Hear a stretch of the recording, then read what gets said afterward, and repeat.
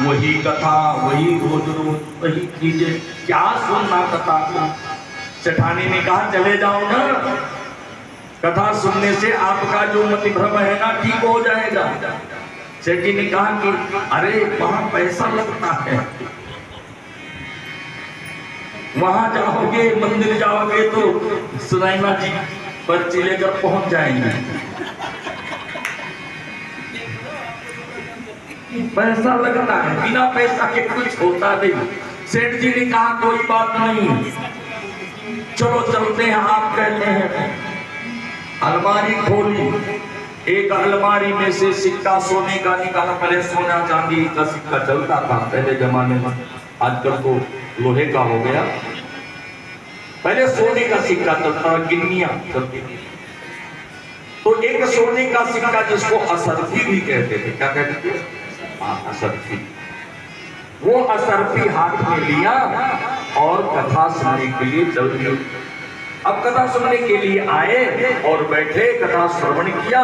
और कथा श्रवण करने के पश्चात जब सबको देखा कि सब जा जा करके कुछ ना कुछ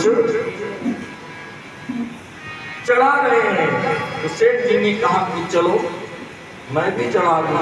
बेचारे उठे, चढ़ाऊं कि ना चढ़ाऊं, खाली मत्था टेक के चलाऊं, जाऊंगा लोग देखेंगे तो हाथ बढ़ा करके प्रणाम कर लेंगे, लोग कहेंगे कि दिया होगा, क्या देना। फिर मन करता दे दूं, आया हूं, सब कहते हैं कुछ ना कुछ देना चाहिए, बिना दक्षिणा के कथा श्रवण नहीं करना चाहिए, कुछ ना कुछ जो आपकी सरकार है।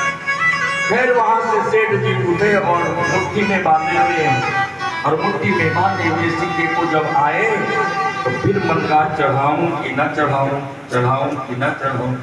फिर मन में आया चलो आया हूं तो चढ़ा ही देता हूं, और चढ़ाने के लिए कहा चलो एक बार दर्शन तो कर लूं, अब नहीं ये मिलेंगे, अब ये तो दूसरे के पास चले जाएंगे, अब मुझे ये मिलने वाले हैं नहीं, इसलिए एक बार दर्शन कर लेता हूँ। हाथ खोला तो गर्मी के कारण पसीना आ रहा, और पसीना को देखा, कहा अच्छा तू भी रो रही है, नहीं जाऊंगी, कोई बात नहीं, अब मैं तुझे जाने ही नहीं दूंगा। सेठ जी रो रही है बेचारी, हमें छोड़ कर के जाना नहीं। कहा